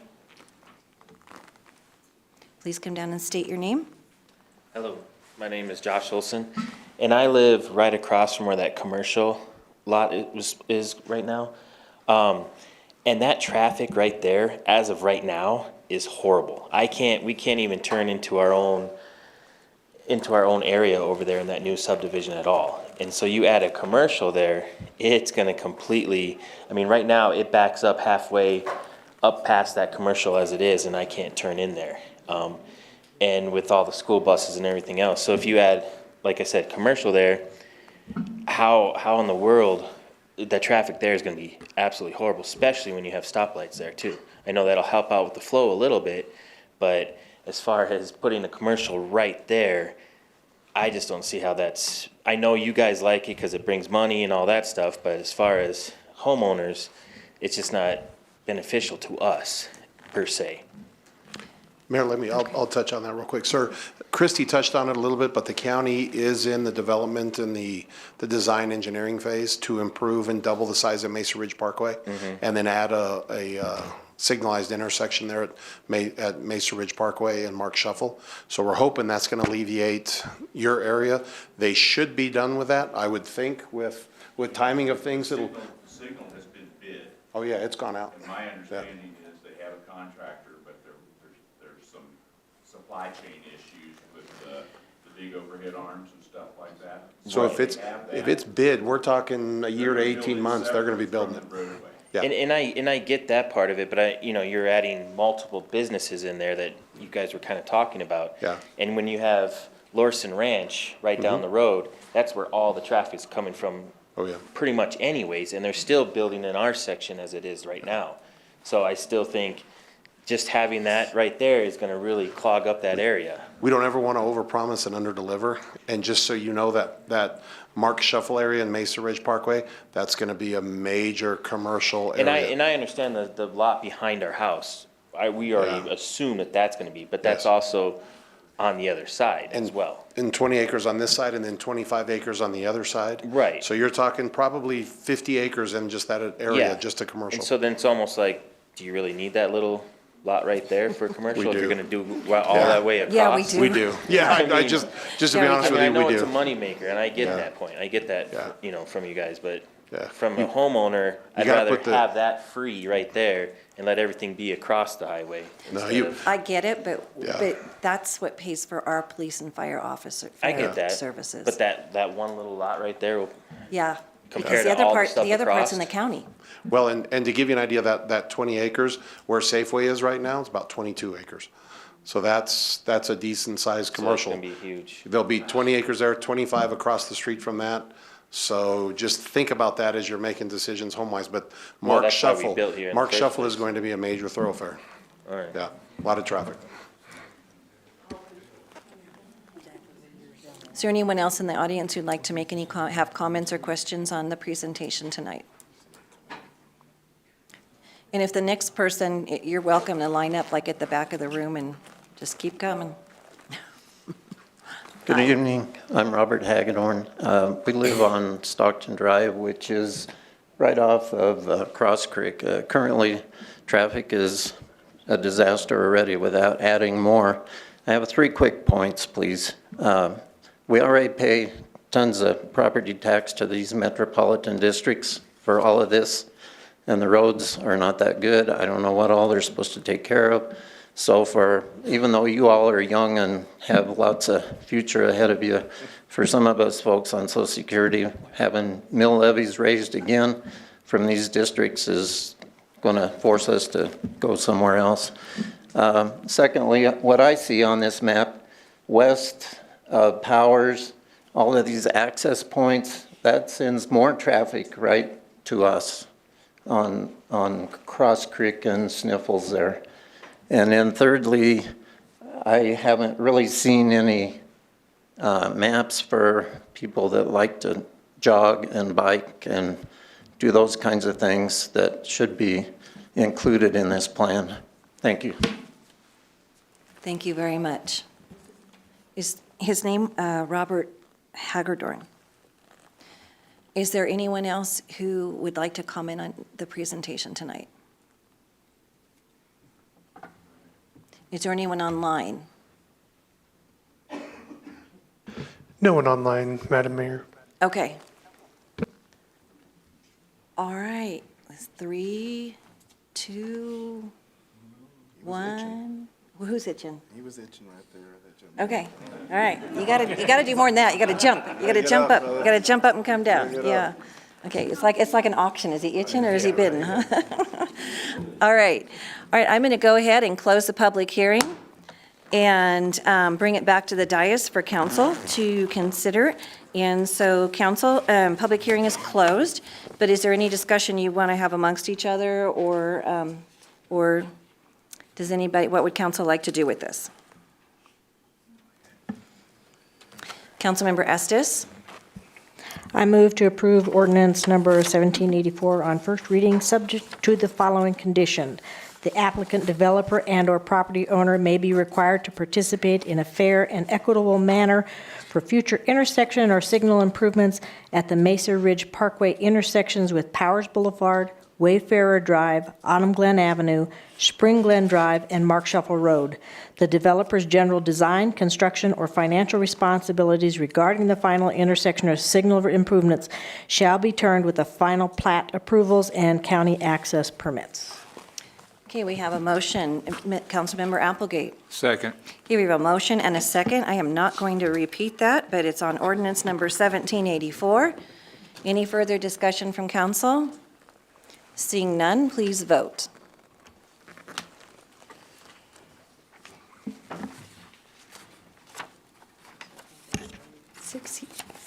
Excuse me, 6 yes, 1 no. Councilmember Rick voting no, motion carried. Okay, thank you very much. Now, this is an ordinance, so it will come back for a second reading in 2 weeks. Is that correct, Ms. Huffman? That's correct. So if you have any further concerns or questions, this point person for the staff would be Todd or Christy to call with your questions and concerns, and they can answer them between the meetings. And Councilmember Rick. Yes, I just want to explain my no vote. I don't feel that the current plan takes into account all the traffic that's going to be coming from the south, and I don't feel the current plan has enough dedicated park space to handle the additional area, so that's why I voted against it. Thank you. All right, we'll ask the audience to please refrain from any declarations of their opinion. All right. Thank you for coming tonight. Appreciate it. And I wish we saw some passion like this on a lot of other agenda items that we have before us. So thank you very much. Resolution number 23-012, a resolution authorizing the city manager to enter into a legal services agreement and authorizing expenditures for the legal services up to $285,000. Mr. Blankenship.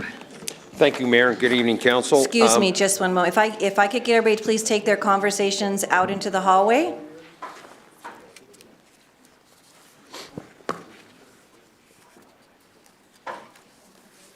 Go ahead. Thank you. Sure. Just before I do a brief presentation, just a point of clarification, a conversation earlier. The Salvation Army has two assistance programs. One of them is Lighten the Load, which is funded by the City of Fountain. The other is Energy Outreach Colorado. Those two programs are administered by the Salvation Army. There are two other programs. The Low Income Household Water Assistance Program, which we entered into an agreement with the Colorado Department of Human Services in February, and the LEAP program is also administered by the Colorado Department of Human Resources. In both of those programs, you would apply through the Department of Human Resources for those two programs. We do have additional information through our customer service department should someone be interested in learning more about that. Thank you.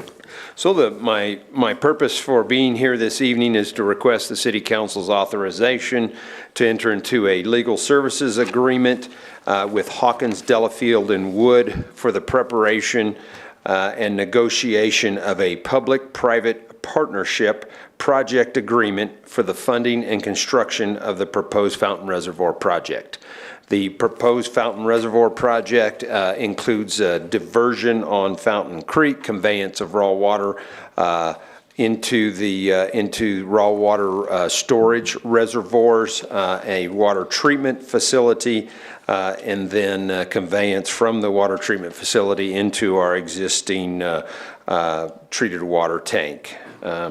We currently have water rights that would be equivalent to providing service to approximately 5,000 single-family equivalents that we can use for this project. And so the project is proposed to be sized to treat those water rights to create that additional treated water capacity.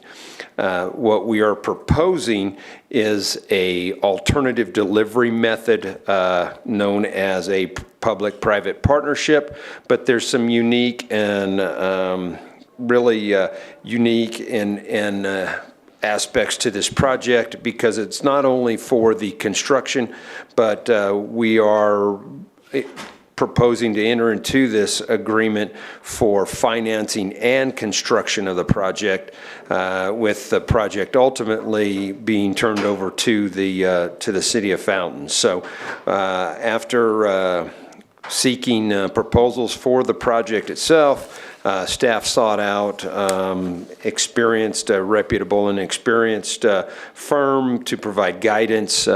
We have selected Hawkins, Delafield, and Wood. They're a recognized national leader, have a distinguished specialty practice in advising public agencies. In fact, they only work for public agencies on delivery of these types of projects.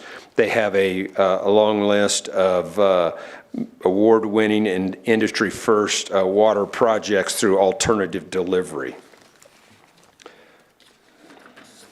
So, my recommendation is that council approve Resolution 23012 authorizing the city manager to enter into a legal services agreement with Hawkins, Delafield, and Wood for the preparation and negotiation of a public-private partnership project agreement, and for the funding and construction of the proposed Fountain Reservoir project, and authorizing expenditures for the legal services up to $285,000. Attached to the report is a copy of the final draft of the agreement, which includes a fee proposal. If you look at that, you'll see that there's a pretty broad range of fees. Our plan is to work closely with this attorney to keep those fees towards the lower end. But once again, this is a negotiations with a private partner, and so they wanted to provide us with kind of a top dollar so that we wouldn't end up with any surprises. I'd be happy to answer any questions. Also, part of the negotiation is our city attorney, Troy Johnson, and I'm sure he could probably answer any questions that you might have from a legal aspect. Okay, I don't see any lights on, so I don't guess there aren't any questions. Any discussion from anyone? I think we've talked about this throughout the years, so I think we're pretty familiar with it. So what would council like to do with this? Councilmember Duncan. Oh, is he, thank you. Okay, Councilmember I can't see this. I move I to can't see out of approve- the corner of my, What? Councilman, I can't see out of the corner of my eye, so I missed who was first. Councilmember Applegate. Ready? Yes. Okay. I move to approve Resolution 13-012 and authorize the city manager to enter into a legal service agreement with Hawkins, Delafield, and Woods with the expenditure up to $285,000. Councilmember Duncan. I second. Okay, we have a motion and a second. for Point of res- order, Madam Mayor. Yes, I apologize. that's okay. Councilmember Applegate said 13-012. Thank you for catching that. Okay. I apologize. No, I appreciate you for catching that. Thank you very much. We don't want to have to come back. Okay, let's go ahead and just read that motion back in again, please. I move to approve Resolution 23. Could you turn your mic on, please? I move to approve Resolution 23-012 and authorize the city manager to enter into the legal service agreement with Hawkins, Delafield, and Woods with expenditure up to $285,000. Exactly what I said. Thank you. Councilmember Duncan? I second. Okay, we have a motion and a second on the floor. Is there any further discussion? Mr. Hinton, your light's on. Did you have discussion? Nope. Okay, all right. Seeing none, please vote. 7 yes, motion carried. Thank you. Thank you very much. I know it's going to break council members' hearts, but I found out there is no executive session tonight, so I know. So if you want to go ahead and cross that off your agenda. All right. Don't be too disappointed, okay. All right, that takes us to item number 10, correspondence, comments, and ex officio reports. And I'm going to start to my left tonight. Councilmember Rick. Thank you, Madam Mayor. Couple comments, about three. First, after the last council meeting, there were some comments on social media that the council was disrespectful to Mr. Phil Thomas, that after his speech, we didn't get up and shake his hand and thank him and give him a hug. I will tell you that before the meeting, I did shake his hand. I did give him a hug. It was indicated to me that as soon as he was done, he needed to leave. I respect the man enough to give him his time, and that's why I didn't ask for anything special to be done for Mr. Thomas after his speech. It was not intended to be disrespectful in any way, shape, or form. Secondly, there will be a community cleanup on March 25th. Brittany Fetchko will be running that cleanup. If anyone's interested, it's 10 o'clock on Saturday, the 25th, at the Recycle Center. Finally, the EPA has specified a new rule regarding PFOS, PFOA, forever chemicals. The EPA is recommending a limit of 4 parts per million. Trillion. Per trillion. Currently, correct me if I'm wrong, Mr. Blankenship, we are at no detect level. In other words, we've got it so low, if we detect anything, it's too high. Yes, the city of Fountain approved a groundwater treatment standard in 2020 to treat the groundwater to non-detect level, which is currently technology will detect down to less than 2 parts per trillion. So about half of the proposed maximum contaminant level. So the city of Fountain is going above and beyond the EPA limit to make sure our water is safe. That's all I have, Madam Mayor. Thank you very much. And that's a recommendation level from the EPA, and there will be public hearings on it, so it's not settled. And that just came out today, I believe. Yeah, the announcement was made today, and they have a target of sometime in the fall of this year to establish that regulation. But you are correct, Mayor. They will go through an extensive public review process, and a final determination will be made after that process has been completed. Okay, thank you. Councilmember Corey. I think I need Chief Graham's help on this one. It was tomorrow at 6 o'clock, Fire Station 1, correct? We're doing the 2. That's right, 2. We're doing the push-in ceremony for the new fire truck. I'm excited. I saw the pictures online. She's red. got the Trojan blue on it. I love it. So I'm excited. So I'm going to be repping my Fountain PD hoodie, and I'm going to be with you guys. So I can't wait. So 6 o'clock, Fire Station 2 for that push-in ceremony for that brand new fire truck we got. All right, Councilmember Hinton. Yeah, just want to give a quick shout out to Todd for helping me out on a couple issues today. Getting that truck removed that was on Link Road. It was a thorn. I heard a lot of constituents just reaching out. I think it was like 8 days it's been out there trying to get it, I get trucks break down, but that on that area is a public safety hazard because you have that blind spot coming down off that hill and then going up. And so I appreciate your assistance on that. Other than that, Madam Mayor, that's all I have. All right, thank you very much. Mayor Pro Tem Estes. I just want to give a shout out to, again, to Women's History Month and anybody that's interested in the local history. We do have a museum here in town. We are in dire need of volunteers to help with doing displays, with running meetings, with everything. So if anybody's interested in joining us, please contact me. We are undergoing some major revamping of stuff, so we need all the help that we can get. And I'd like to give out a shout out to our Chief Graham and to Commander Mark Christiani for helping me with the research on our first female officers for the fire department and police department. That's all I have. Councilmember Applegate. Yeah, I was excited about the push-in too, but somebody scheduled a roadway focus meeting at exactly the same time. It's canceled. Go to the push-in. Thank you. Yes. That's what I was wondering, why we did them both at the same. Take care of that, just right there. Look at what power you have, man. Councilmember Duncan. Also, in observance to Women's History Month, I am saddened by the passing of Pat Schroeder, who was the first woman elected to Congress from Colorado and went on to serve 12 terms. So she was a trailblazer and a shining light for women's rights. Also, we have a lot of our small businesses are struggling right now. If you would please support the small businesses here in Fountain. Not only does it support them and keep them open, but it's lasting relationships. And that's all I. Thank you.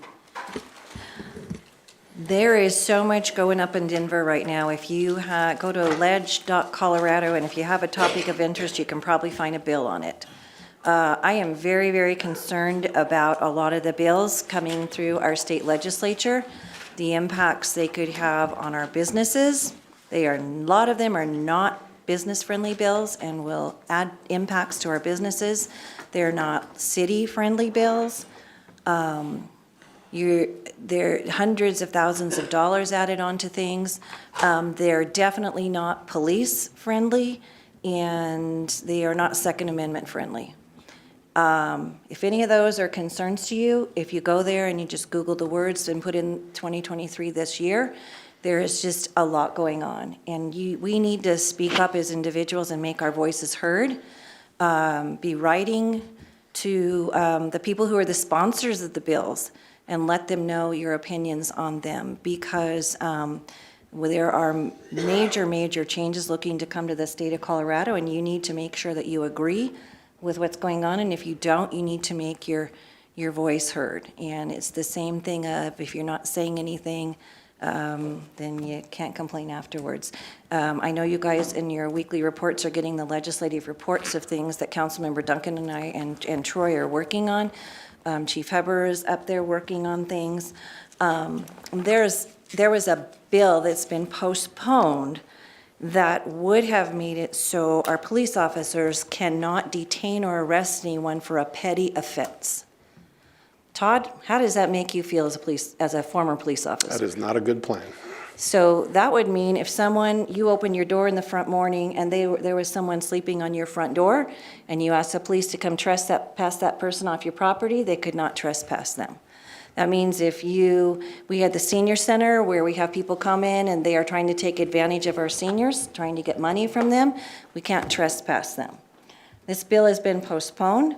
And there's other things that can happen in this bill. Lewd behavior would not be a reason to stop someone and ticket them. So we are essentially giving, I'm sorry, I'm not taking comments. We are essentially giving our parks and open spaces over to some of this behavior that's going on. And so you need, those bill numbers are, you can look it up online, just look up petty theft under there. That one's been postponed. Hopefully it will be postponed indefinitely. But if that is something that's concern of you for how your community is going to look in a few years, then the needle exchanges is passed out of the first house it was in. So, needle exchange centers. And our own health department person has said the science is not there to support that. So a lot of changes coming on. And so please be aware of what is going on in your state. And if you agree or don't agree with it, make your opinion heard.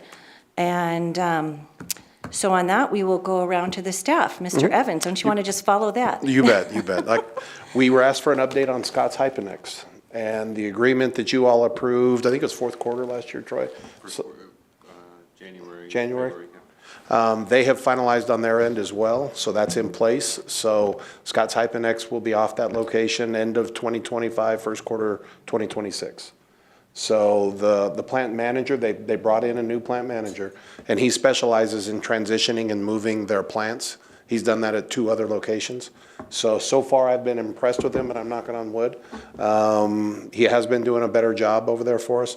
But if you do go by and see any of that product coming off that, please send me pictures. Troy and I let their attorneys know that next day after we receive those pictures, so we're gonna make sure they're aware at the highest levels of Scott's Hypenex. So if you see that during any of our wind events, please take a quick picture after you stop your vehicle. See, that's back in the old day. Get us a quick picture and send it over to me, and we'll make sure we keep them on point.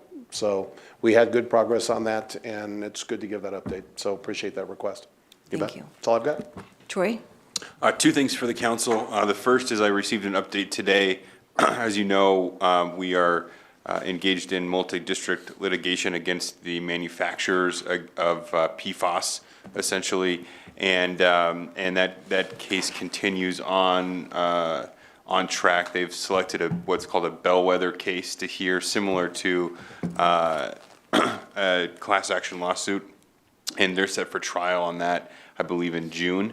And so that'll be kind of the test case that will inform kind of the rest of the litigation goes. So that's I'll keep you updated on that one as it goes along. But they're basically prepping and getting ready for that one. That's the big case that we'll all be very interested to see. So the other update is as I think I mentioned last time, the Opioid Council has been doing a lot of strategic planning around spending the opioid settlement dollars that exist for this Pikes Peak region.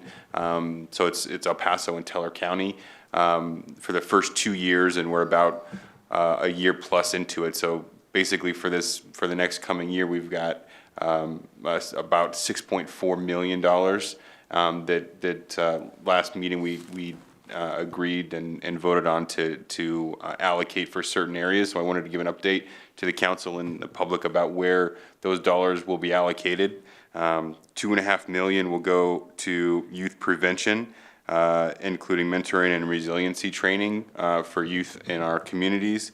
1.7 will go to recovery supports and transitions, so helping people transition, whether that's peer support, navigators, crisis intervention type support.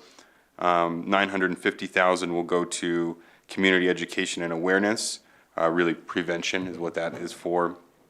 512,000 will go to they call it MAT Mood program, and that's medically assisted treatment. And so that's the prescribed medicine to help people transition off of opioids. And then about 487,000 to victim advocates. So to the surviving families, primarily of the other victims of the opioid crisis that are a lot of times forgotten. And so that's kind of how the dollars have been allocated. And so we'll move into the phase about how to spend those dollars next. But that's kind of the exciting update about where this region will be spending that money to help people that are dealing with or working to prevent the opioid challenges that exist in El Paso and Teller counties. So that's all that I have. Thank you for serving on that. Of course, yeah. Thank you. Chief Graham, Nothing to add other than excited to see everybody tomorrow night, 6 o'clock. all right. Nothing at all. Okay. Mr. Blankenship. I just wanted to say, if you tune into Channel 13 this evening, you might see me on there. We were contacted regarding the EPA announcement. And I know there's probably nobody from the media that's listening to this, but we've been very fortunate, maybe because of our willingness to speak to the media. We have a voice. And because we are doing, the right things for the right reasons, we are getting some very positive press, in the media, both written and in TV. And in fact, I don't think you can see a police-related item on the TV without seeing Chief Heber. So I think because of, like I say, our transparency, our willingness to speak to the media, we are getting some very positive coverage, and so that's given us an opportunity to get out there and have that voice. So. Thank you. Yeah, last week I think we had 3 different things on the same day. Yeah, and that when was we great. made the announcement on King Soopers, we were top bill on, I think, Channel 5. So yeah, some very positive media coverage for the city of Fountain. Yeah, so that's great. I like your backdrop. My backdrop? Yeah. Oh, yes. Mr. Lewis. Yes, at the last meeting, Councilmember Duncan expressed her concern regarding, potential fact that we might be in a recession and interest rates are going up. And I committed that I would give a quick update as far as the sales taxes. Now that our January sales taxes that we have received them from the state, they are up 1.3% from the same month last year. And our budget for sales taxes for the year is about $250,000 less than what we actually received in 2022, because we budgeted very conservatively on revenue. So between that and the fact that the money that we do have in various accounts is getting pretty good interest rates as compared to prior years, and actually more than, again, what we had budgeted, so far so good. Does that answer your question? Yes. Okay, thank You're you. a keeper. Yes. Of course, are we getting the same amount for that dollar? That's the question, right? I went to the grocery store yesterday, and I literally walked in the house with 4 bags of grocery. And I said to my husband, see what $96 buys you? So those people who are saying we're not aware of it, I think every single one of us sitting up here is very aware of what is going on with the cost of everything. Everything. IT. There's nothing new tonight from IT, Madam Mayor. Well, thank you for earning your money tonight and getting us plugged in on the buttons there. Thank you. Sylvia. Nothing tonight, thank you. Okay, all righty. I think that got everybody. All right, well, no executive session. Like I said, don't get too excited, so.